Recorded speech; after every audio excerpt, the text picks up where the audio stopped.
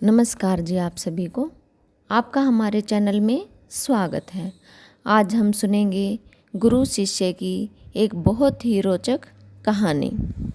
एक ऋषि थे, वे बहुत सरल, सहज और अत्यंत ज्ञानी थे। दूर दूर से लोग उनके पास शिक्षा प्राप्त करने के लिए आते थे।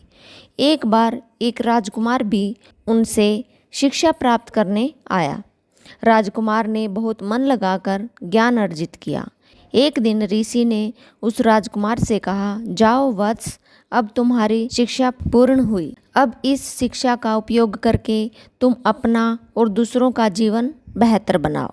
राजकुमार ने जब उन्हें गुरु दक्षिणा देनी चाहिए तो गुरुजी ने कहा, अगर तुम मुझे गुरु दक्षिणा देना ही चाहते हो तो वह चीज़ लाओ जो पूर्ण रूप से व्यर्थ है। इस पर राजकुमार ने मन ही मन विचार किया, गुरुजी अगर मांगते तो मैं उन्हें कुछ भी दे सकता था, लेकिन ये गुरुजी ने क्या मांग लिया। ये तो बहुत आसान चीज़ है भेंट में देने के लिए। आसपास कितनी व्यर्थ चीज़ें हैं।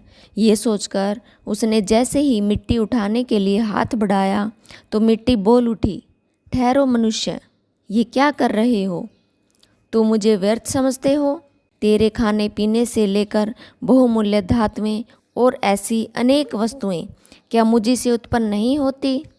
मिट्टी की बात सुनकर राजकुमार सोच में पड़ गया और वहाँ से आगे बढ़ गया।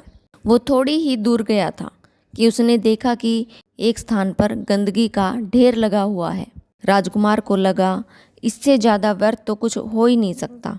ये सोचकर राजकुमार ने जैसे ही उसे उठाने के लिए हाथ बढ़ाया तो उसमें से एक आवाज़ आई, रुको मानव, तुम मुझे व्यर्थ समझने की भूल मत करना। क्या तुम भूल गए, धरती को पोषित करने वाली खाद मुझी से बनती है, तुम्हारी फसलों को पोषण मुझी से मिलता है। वह राजकुमार अब सोच में पड़ गया और मन ही मन मुस्कुराने लगा। गुरु का दिया हुआ आखिरी सबक अब उसे समझ आ चुका था कि व्यर्थ और तुच्छ तो वह है जो दूसरों को व्यर्थ और तुच्छ समझता है, और वह अहंकार के सिवा और क्या हो सकता है। राजकुमार तुरंत ही ऋषि के पास जाकर बोला, मैं अपना अहंकार आपके चरणों में रखता हूँ। आप मुझे आशीर्वाद दीजिए कि आपके द्वारा प्राप्त ज्ञान को मैं प्रजा की सेवा में लगा सकूँ।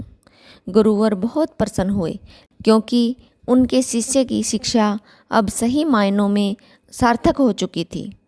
दोस्तों, इंसान के भीतर सबसे व्यर्थ उसका अहंकार होता है। किसी ने सही कहा है, अहंकार में 3 चले गए, रावण, कौरव और कंस। आज की कहानी में बस इतना ही। मिलते हैं एक और नई कहानी के साथ। नमस्कार, आपका दिन शुभ हो।